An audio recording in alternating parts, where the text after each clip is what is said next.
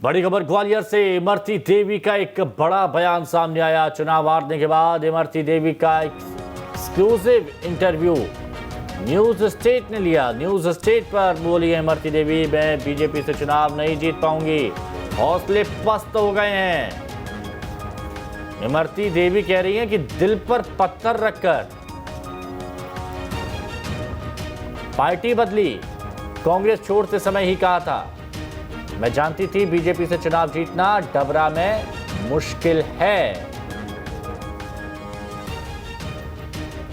उसी दिन मैंने सारे नेताओं के बीच में कह दिया था कि इमरती देवी भारतीय जनता पार्टी से चुनाव नहीं जीतेगी, और आज वो हुआ है। लेकिन फिर भी जनता ने मुझे इतना वोट दिया कि कभी किसी भारतीय जनता पार्टी के प्रत्याशी को नहीं मिला। जो वोट मुझे मिला है मैंने डबल कर लिया अपना वोट। आपको ऐसा क्यों लगा कि इमरती देवी भारतीय जनता पार्टी से चुनाव नहीं जीतेगी? क्यों? कुछ परिस्थितियाँ थी, कुछ काम थे जो काम मैंने नहीं कर पाए थे। कांग्रेस में रह के तो फिर क्या जवाब देती लोगों को मैं कि मैंने ये काम किया मुझे वोट दो, ये काम किया मुझे वोट दो। 12 साल भी तो कांग्रेस में रही, लेकिन लोगों के मन में थी तुमने इन 12 साल में क्या कर पाओ तो आप कर लेंगे। ये कुछ परिस्थितियाँ होती हैं ना, इसलिए कहना भी पड़ता है। उसी दिन मैंने सारे नेताओं के बीच में कह दिया था कि इमरती देवी भारतीय जनता पार्टी से चुनाव नहीं जीतेगी, और आज वो हुआ है। लेकिन फिर भी जनता ने मुझे इतना वोट दिया कि कभी किसी भारतीय जनता पार्टी के प्रत्याशी को नहीं मिला। जो वोट मुझे मिला है मैंने डबल कर लिया अपना वोट। आपको ऐसा क्यों लगा कि इमरती देवी भारतीय जनता पार्टी से चुनाव नहीं जीतेगी? क्यों?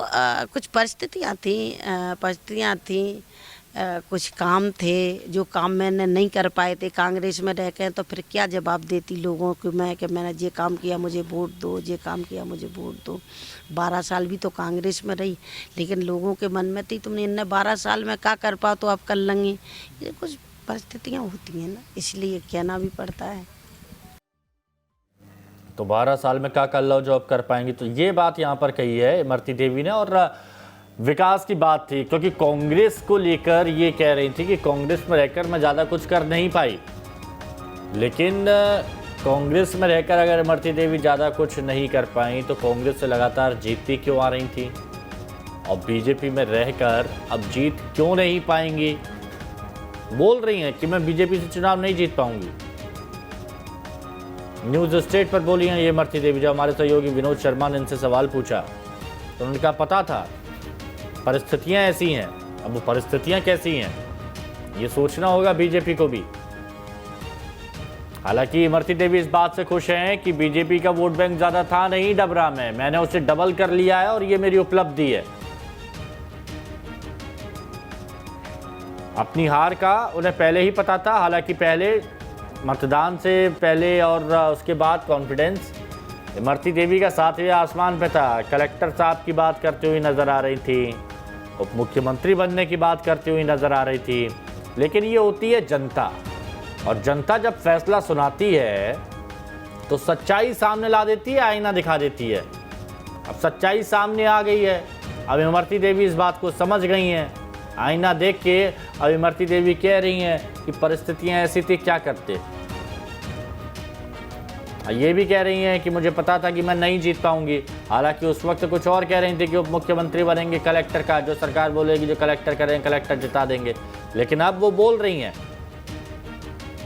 कि मैं जानती थी कि बीजेपी से चुनाव नहीं जीत पाऊंगी, दिल पर पत्थर रखकर मैंने पार्टी बदली।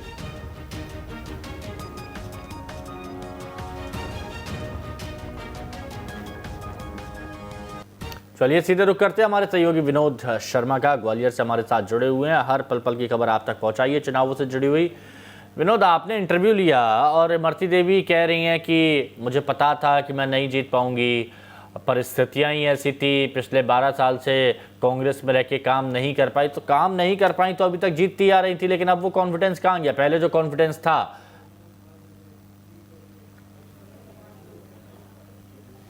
देखिए हिमांशु, इमरती देवी से जो बातचीत हुई है उस बातचीत में ऐसा लगा कि उन्हें कांग्रेस पार्टी छोड़ने का ज़रूर दुख हो रहा है और एक पछतावा हो रहा है। आज जब वो चुनाव हार गई तो उन्हें ये लग रहा है कि शायद आज कांग्रेस में होती तो ज़्यादा वोटों से जीतती। कैमरे के बाद उन्होंने बातचीत में इस तरह की चर्चा करते समय ये बात कही थी कि अगर कांग्रेस में होते तो कम से कम 1 लाख वोट से चुनाव जीतते। इसके मायने ये हैं कि ज़रूर कांग्रेस के प्रति उनका भरोसा और विश्वास था, लेकिन मजबूरी में उन्होंने पार्टी छोड़ी और पार्टी छोड़ने के बाद जब वो चुनाव हारी तो ये मन की बात आज सामने निकल कर आ रही है। बीजेपी के तमाम नेता इमरती देवी के बयानों पर ये बात पहले कह चुके हैं कि वो भोली हैं और दिल से और मन से बात करती हैं। कई बार मन की बात होती है वो बाहर निकल आती है इमरती देवी के, इसलिए उनके बयानों पर ध्यान नहीं देना चाहिए। लेकिन ये दिल की ही बात है, अगर हम माने तो दिल की ही बात रही होगी जो आज उन्हें कांग्रेस पार्टी छोड़ने का अफसोस हो रहा है। उन्होंने ये भी कहा कि बीजेपी के उन तमाम नेताओं से, हालांकि उन्होंने ज्योतिरादित्य सिंधिया का नाम नहीं लिया, लेकिन संकेत इस बात का दिया क्योंकि वो ज्योतिरादित्य सिंधिया से ही जुड़ी हुई नेता हैं और वो उन्हें अपना महाराज मानती हैं। उनके कहने पर वो कुएं तक में कूदने के लिए तैयार होती हैं। तो जाहिर सी बात है, ये बात उनसे ही कही होगी उन्होंने कि मैं बीजेपी में जाके चुनाव नहीं जीत पाऊंगी। आखिर इस बयान के मायने क्या हैं? मेरे साथ बालेंदु शुक्ल हैं, कांग्रेस के प्रदेश उपाध्यक्ष हैं। मैं बात करता हूं बालेंदु जी, इस तरह के बयान के सियासी मायने क्या निकाले जाए? देखिए, मायने बड़े स्पष्ट हैं। जब ज्योतिरादित्य सिंधिया गुना शिवपुरी से चुनाव हारे तो स्वाभाविक था कि उनको बड़ी ठेस पहुंची थी उनके व्यक्तित्व को। उसके बाद उन्होंने प्रयास किया कि ये व्यक्तित्व हमारा वापस कैसे लौटे, और तब शिवराज सिंह जी चुनाव हार चुके थे, सरकार कांग्रेस पार्टी की बन चुकी थी। तो शिवराज सिंह और ज्योतिरादित्य सिंधिया ने इनके बीच में संधि हुई और उन्होंने प्रयास किया कि किस प्रकार से सत्ता में आए। ज्योतिरादित्य सिंधिया को भी लगा कि हम अपने व्यक्तित्व को बढ़ावा कैसे दे सकते हैं, और तब उन्होंने प्रयास किया कि ये स्वाभाविक है कि सिंधिया एक बड़े नेता थे, कांग्रेस में बड़े नेता थे, और ग्वालियर चंबल संभाग में विशेष तौर से उनके कहने पर ही टिकट दिए गए थे। और इसलिए उन्होंने अपने उन नेताओं से और अपने उन कार्यकर्ताओं से जिन्होंने उनको टिकट दिए थे, उन सबसे प्रयास किया कि वो उनके साथ कांग्रेस छोड़ करके भारतीय जनता पार्टी में चले। उन सबको टिकट मिलेगा और उनके पास लगभग 22 विधायक थे। इमरती ने जो कहा है आज, इमरती ने जो कहा है उसके मायने क्या है? सीधा सा सवाल। इमरती के बाद मैं इसलिए कहना चाह रहा हूँ कि मैं उसका बैकग्राउंड बता रहा हूँ कि क्यों हुआ, इमरती ने क्यों कह दिया। आप सही कह रहे हैं, भोली है बेचारी, तो जो मन में आता बोल देती है। तो आज उसके मन में क्या आया? उसके मन में ये आया कि मैंने भी कांग्रेस पार्टी छोड़ी, गलत छोड़ी, मुझे नहीं छोड़ना चाहिए था। और जैसा आप कह रहे हो कि ये भी स्वाभाविक है कि ज्योतिरादित्य सिंधिया के कहने पर ही छोड़ी, उसके मन में नहीं था कि कांग्रेस छोड़े। जब वो इमरती वहाँ से हारी तब उनको स्मरण आया कि मैंने एक बड़ी भूल की थी, मैं नहीं चाहती थी कांग्रेस छोड़े, लेकिन ज्योतिरादित्य सिंधिया की वजह से कांग्रेस छोड़ी। और आज जब वो चुनाव डबरा से हारी हैं तब उनकी पीड़ा खुल कर के सामने आ रही। इमरती जी भोली हैं इसलिए बोल दिया। हकीकत यह है कि बाकी लोग भी जो कांग्रेस छोड़ के भारतीय जनता पार्टी में गए थे, कुछ एक से मेरी व्यक्तिगत बातें हुई, उनको भी ज्योतिरादित्य सिंधिया का ये कार्य अच्छा नहीं लगा। बालेंदु जी, मैं ये जानना चाह रहा हूँ, जो नेता छोड़ के गए, कांग्रेस छोड़ के गए, उनके मन में ये पीड़ा है, ये दर्द है कि आज अगर कांग्रेस में होते तो उनकी ज़मीन मजबूत बनी होती। इमरती देवी उनमें से एक है।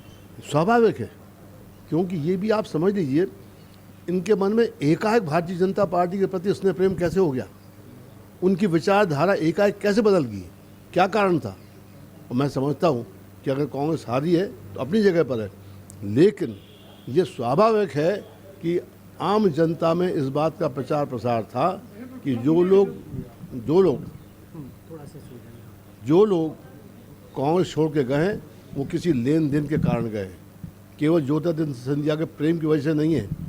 और इसीलिए हमको हारने का दुख नहीं है, लेकिन ये स्वाभाविक है कि कुछ गड़बड़ी के संकेत इसलिए लगते हैं कि आम जनता कह रही थी कि लेन देन में हुआ। बिल्कुल, मैं समझ गया बालेंदु आपकी बात को। देखिए हिमांशु, बालेंदु शुक्ल कांग्रेस के वरिष्ठ नेता हैं, करीब 12-13 साल तक ये कांग्रेस में मंत्री भी रहे और इनको सियासत की बहुत अच्छी समझ है।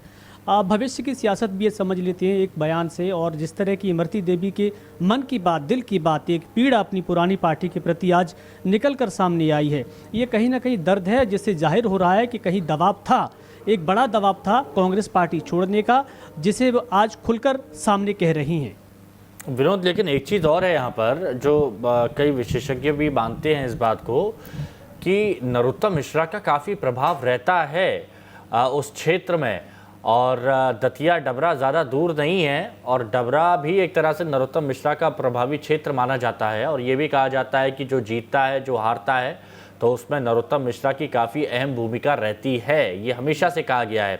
तो हम ये माने कि इमरती देवी के हारने के बाद अब बहुत से समीकरण बदलेंगे, बहुत सारे सवाल उठेंगे और हो सकता है कि आने वाले वक्त में ये जो एक दरार है वो थोड़ी सी और बढ़ती हुई नजर आए। बिल्कुल, देखिए हिमांशु, अकेली इमरती देवी ऐसी मंत्री नहीं थी जो चुनाव हारी हैं। गिरिराज दंडोतिया भी दिमनी से चुनाव हारे, सुमावली से ऐदल सिंह कंसाना भी चुनाव हारे। तो जिस तरह की बातें पहले उठती रहीं मतदान से पहले, लगातार बीजेपी के कार्यकर्ताओं में नाराज़गी देखने को मिली, वो सबके सामने है, क्योंकि हर नेता को इस बात का अफसोस रहा जिसने सालों तक अपनी ज़मीन तैयार की, कार्यकर्ताओं की फ़ौज तैयार की और कोई बाहर का व्यक्ति आकर उस पर कब्जा कर ले, तो ये भी कहीं ना कहीं बीजेपी में विरोध का कारण बन सकता है। लेकिन नरोत्तम मिश्रा की जहाँ तक बात है, तो हमने इमरती से पूछा क्या संगठन को लेकर, तो उन्होंने कहा कि नहीं, संगठन से कोई शिकायत नहीं है। लेकिन जाहिर सी बात है, आप समझ सकते हैं कि शायद इमरती देवी को ये पता नहीं होता कि जो बयान वो दे रही हैं, जो उनके दिल की बात है, उसमें अगर आपने ये कह दिया कि मैंने नेताओं से कहा कि मैं डबरा से चुनाव नहीं जीत पाऊंगी बीजेपी से, तो इसके मायने क्या हो सकते हैं? इसके मायने यही हो सकते हैं कि आपको या तो आपके पास बीजेपी सपोर्ट करने के लिए तैयार नहीं है, या कहीं ना कहीं आपको डर है कि विरोध होगा और अंदरूनी भितरगात होगा, उसकी वजह से चुनाव हार सकती हैं, या फिर यूं कहें कि बीजेपी में आप कंफर्टेबल महसूस नहीं कर पा रही हैं क्योंकि कांग्रेस में लंबे समय तक काम किया, टाटा बाय बाय विधायक ये बार बनी, तो कह दिया है से बनी इमरती देवी को डबरा की जनता ने। लेकिन बहुत सारे सवाल हैं, बहुत सारी बातें हैं जिन पर हम जरूर जिक्र करेंगे। फिलहाल अभी आपका शुक्रिया हमारे साथ जुड़ने के लिए और यहाँ और कहेंगे एक छोटे से ब्रेक के लिए।